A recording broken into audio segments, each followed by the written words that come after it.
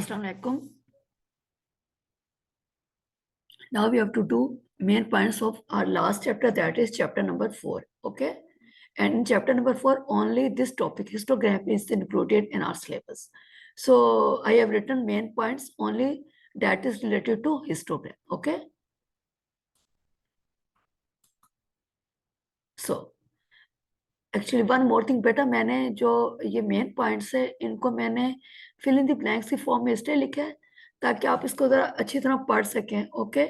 लेकिन ये आपको पता नहीं, ट्रू फॉल्स की केस में भी आ सकती है. और जो मैंने रेड से लिखे जरूरी नहीं ये ब्लैंक है, कुछ भी आ सकते हैं. आपको ये सारा sentence with read with understanding करना है. Okay. So first we comes to the first one.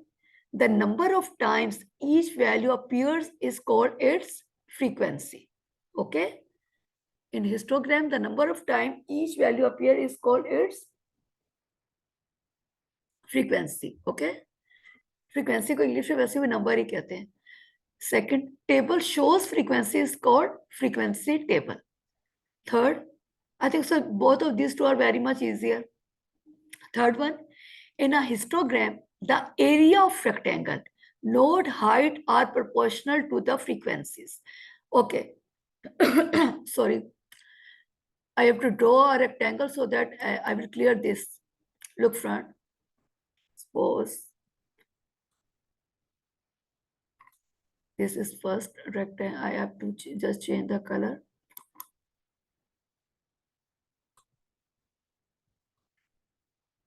Look here. Suppose this one is a histogram. They are saying that the bases of rectangle are equal. Sorry, this one. And just look here. In a histogram, the area of rectangle. Do you know how you have to find the area? We have to, whenever we have to find the area, we must multiply this length with its breadth. So in histogram, length and breadth both are very much important if their bases are not equal. Okay. अब देखिए first में suppose if the base is of equal to 1 unit, अब second में base is equal to 3 units. Okay. बल्कि rather it is equal to 4 units. Look here, 1, 2, yes, it is equal to 4 units. Always remember कि अगर bases equal नहीं होंगी तो कोई 1 unit को होगा, कोई 2 को होगा, कोई 3 का, कोई so on, कुछ भी हो सकता है. ओके. तो फिर याद रखें जो हिस्टोग्राम में एरिया जो होगा वो प्रोपोर्शनल होगा उसकी फ्रीक्वेंसी से. एरिया. ओके. अब एरिया कॉन्सेप्ट क्लियर है. एरिया खाली हाइट से नहीं होता, हाइट के अलावा उसकी ब्रेड्थ से भी होता है, उसकी ब्रेथ से भी होता है. क्लियर. और ये नंबर 4 पॉइंट जो है इसका कॉन्ट्रैक्ट यानी इसका ऑपोजिट है. Look here, they are saying if basis of rectangle are equal. Okay, I will draw this also, so it become easier for you. Look here, suppose if I have to draw first rectangle of the histogram. Now I have to draw another.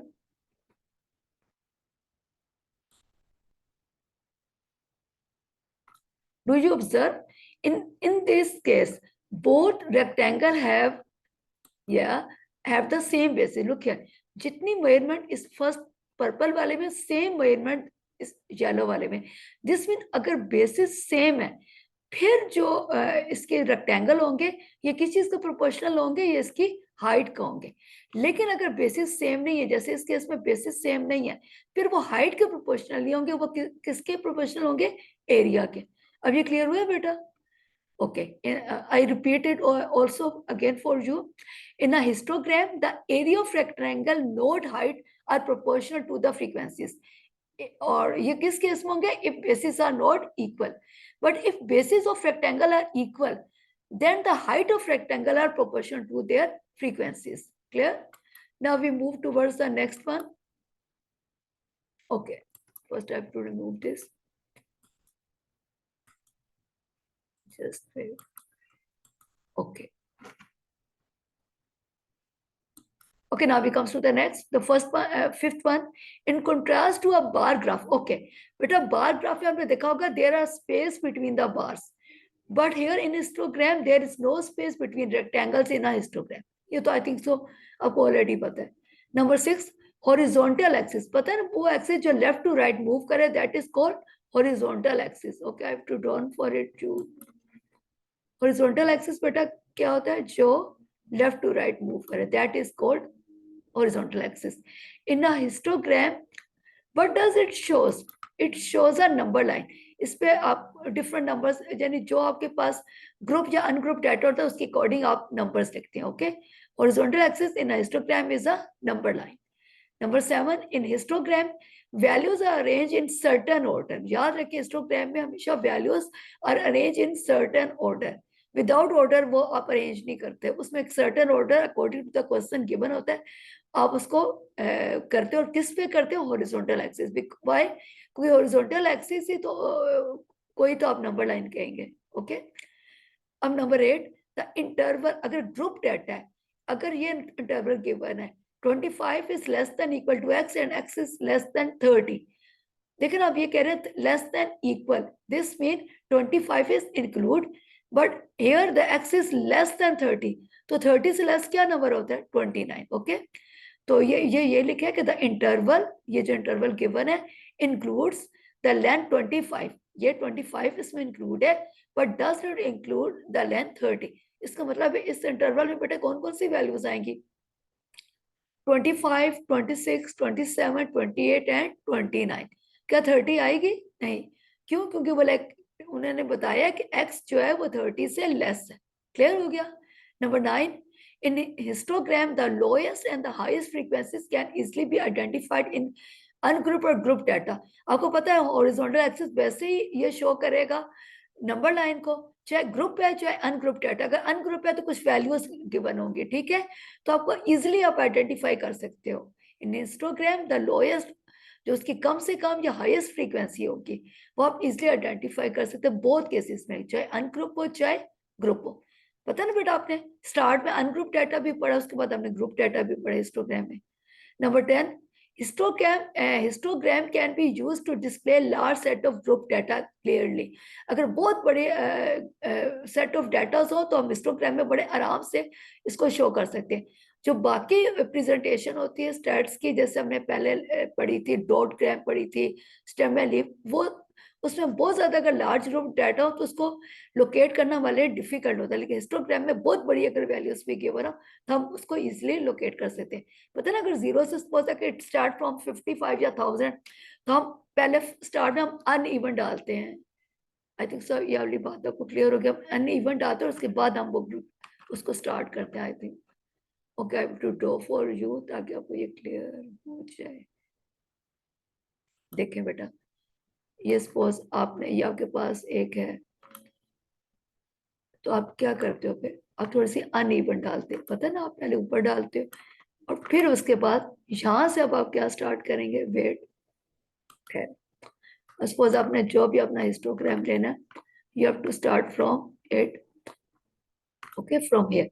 Start में uneven क्यों है, क्योंकि suppose ये zero से लेकर आपका जो start वाला इंटरवल है वो एक जैसा. अब यहाँ सपोज आपने एक इंटरवल लिया, जैसे ये ले लें, 25 is less than equal to x, x is less than equal to 30. Next क्या लेंगे, 30 is less than equal to x, x is less than और इक्वल टू 35. यानी बाकी सब कुछ जो भी डाटा है वो आपके पास एक खास सीक्वेंस में आ रहा है. लेकिन ये स्टार्ट में इंटरवल बहुत ज्यादा है, तो आपने उसको किस केस में ले लिया, आपने उसको अनइवन में ले लिया. क्लियर हो गया, clear.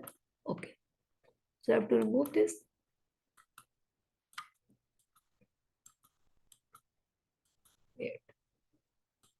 Okay, next comes to number 9. Okay, ये हो गया. 10, histo can be used to display large set of group data clearly. वो ना बता दे large set of data हम किस तरह आराम से इसको इसमें शो कर सकते हैं. Okay, now we comes to the next one बेटा, that is number 11. हाँ, हमने ये तो दोनों एडवांटेज पढ़ते हैं, लार्ज ग्रुप ऑफ डाटा भी हम लोग कर सकते हैं, और सेकंड क्या पढ़ा था कि हाईएस्ट और जो लोएस्ट फ्रीक्वेंसी होते हैं दोनों केसेस में हम उसको क्लियरली डिस्प्ले कर सकते हैं. लेकिन now we comes to its disadvantage. Obviously हर चीज जिसके एडवांटेज होता है उसका कोई ना कोई डिसएडवांटेज भी होता है. तो हिस्टोग्राम का क्या डिसएडवांटेज है, that it is difficult to compare more than 2 histogram that display different sets of data. Okay, जो जैसे कुछ और जो होते हैं प्रेजेंटेशन ऑफ स्टैट्स, बहुत अगर आप डिफरेंट भी सेट ऑफ डाटा आराम से उनको देके आप उसको आइडेंटिफाई कर सकते हैं. लेकिन हिस्टोग्राम में जो भी एक सेट ऑफ डाटा होगा वो किसी एक चीज को, सपोज अगर वो मार्क्स को ले रहा है या किसी स्टूडेंट्स की हाइट को ले रहा है या जो भी चीज ले रहा है, वो एक ही सेट ऑफ डाटा को रिप्रेजेंट करेगा। Two different sets of data को हम एक हिस्टोग्राम में शो नहीं कर सकते। ओके, तो ये इसका डिसएडवांटेज है। नेक्स्ट है, another disadvantage of histogram is that it is not possible to obtain the exact value of original data। हम उसके एग्जैक्ट वैल्यू भी इस केस में हिस्टोग्राम में नहीं ले सकते। 13, if basis of rectangle are equal, वो जो मैंने आपको पहले बताया, अगर बेसिस इक्वल नहीं होंगे तो वो एरिया के प्रोपोर्शनल होगा, लेकिन अगर if basis of rectangle are equal then heights of rectangle are proportional to their frequencies. Okay, this is all for today, I think so. Now all chapters are clear, or I think so now there is no problem for you. So please, it is compulsory for all of you to prepare your mental maths of 10 marks, and in your exam paper also almost 40 marks is of your objective, consist of your objective part. So please do it with